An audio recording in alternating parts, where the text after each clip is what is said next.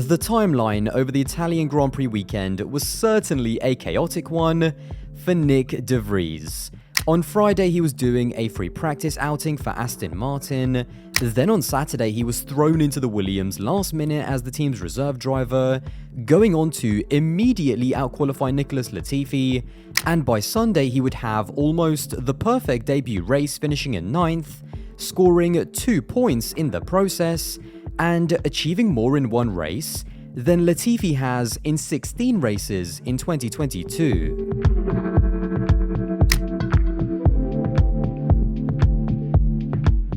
Let's talk about Nick de Vries first of all, because his stand-in performance really couldn't have gone any better. Now, it must be said that in any situation where you get shafted into a team on Saturday morning, it probably means that your preparation is going to be less than ideal. But in the case of de Vries, by modern standards, he actually did have a decent amount of preparation.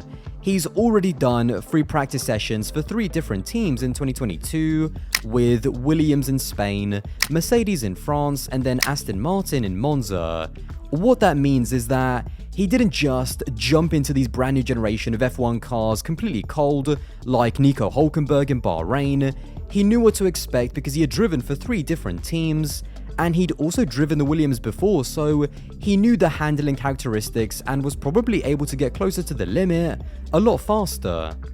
The fact that he had also driven the Aston Martin on the Friday, I think was a massive help as well.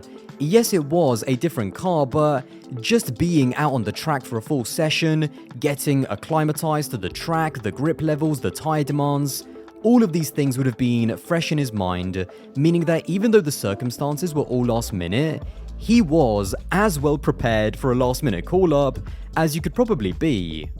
All of the specific circumstances for this race meant that scoring points was a real possibility. The Williams had genuine pace around Monza, and this was not a surprise. Albon himself during FP1 and FP2 finished 11th and 10th, and I have no doubts that he would have also been in the mix as well. The Williams FW44 is quite an interesting car. On average, it is the worst car across the season. It lacks raw downforce, which also compromises its braking potential, and on tracks like Monaco, Hungary and Zandvoort, it's hard to be anywhere but last. But in the hands of Alex Albon, we have also seen that it can be quite good on its tyres, and most importantly on low downforce tracks. Not only is it one of the fastest cars in the speed traps, but it can be quite efficient in terms of being quick enough down the straights and out of traction zones to make up for its slow corner deficit. What also helped is that this was yet another weekend like Spa, where half the grid had grid penalties, with most of the drivers not even knowing where they'd actually be starting.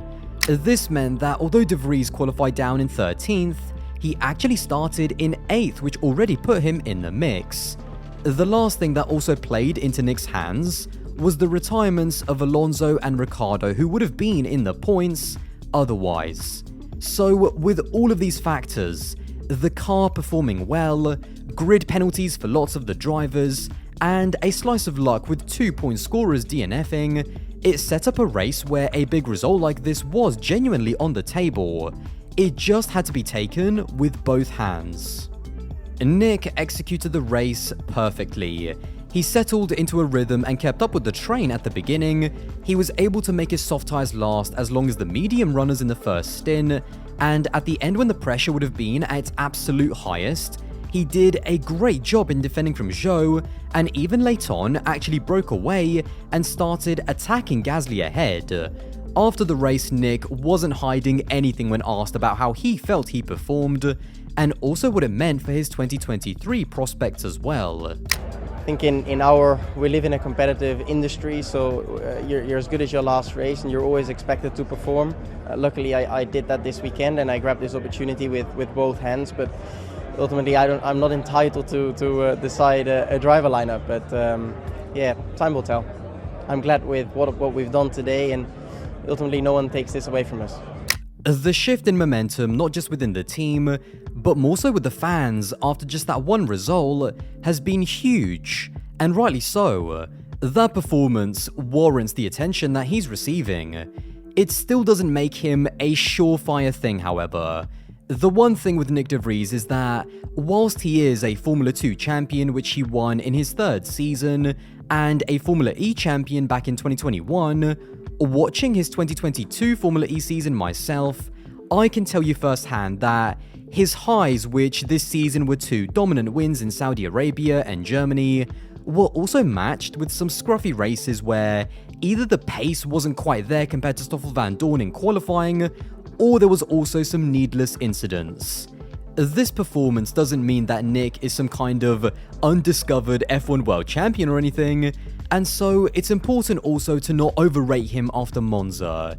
He is just a very solid driver who's always been capable throughout his career of winning big championships. But in the context of Formula 1, he is also someone who will need to improve on his consistency and also a little bit on the technical side as well if he makes the grid in 2023. Now, whilst the biggest takeaway by the fans and media will rightly be the debut by de Vries, to me the bigger takeaway was what all of this says about Latifi. To get the obvious statement out the way, yes, he shouldn't be anywhere near that team next year because not only do they now have conclusive proof that someone can literally jump into that car and beat him, but the truth is that it wasn't even close.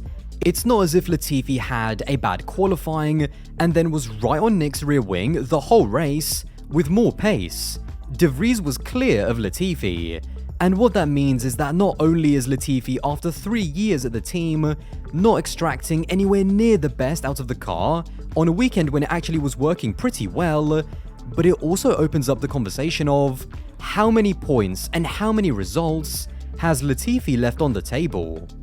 It also puts a massive spotlight on the Williams team and Jost Capito. There is a huge amount of public pressure and expectation that Williams dropping Latifi should be almost a formality. If it still somehow doesn't happen, I think it makes the team and Jost look unbelievably incompetent about trying to move this team up the grid. So many times throughout this season on so many different podcasts, I have religiously said that with Latifi at the team, it was blatantly obvious that whatever car the team gave their drivers, there would be almost an artificial cap on the maximum points that the team could score. So for example, even if you gave Latifi and Albon the Alpine, they would be nowhere near the combined amount of points as Alonso and Ocon. The team, I think, overvalued what his experience and stability would be worth in 2022. From everything that I've ever read and heard about Latifi, he is a massively popular figure within the team.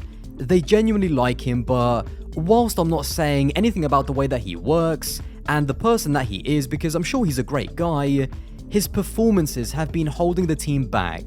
And as I've said before on my channel, if you're not good enough to be in the team that's at the back of the grid, then that tells us everything that we need to know.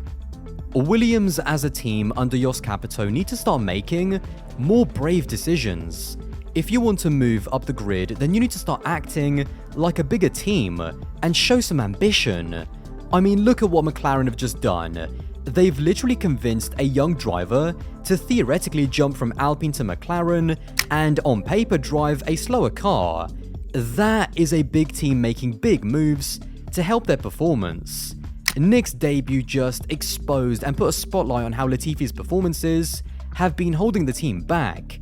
It's absolutely not an exaggeration to say that what Nick achieved in just one race, as a complete performance from quali and then to the race, is better than anything Latifi has ever done over the past 3 years.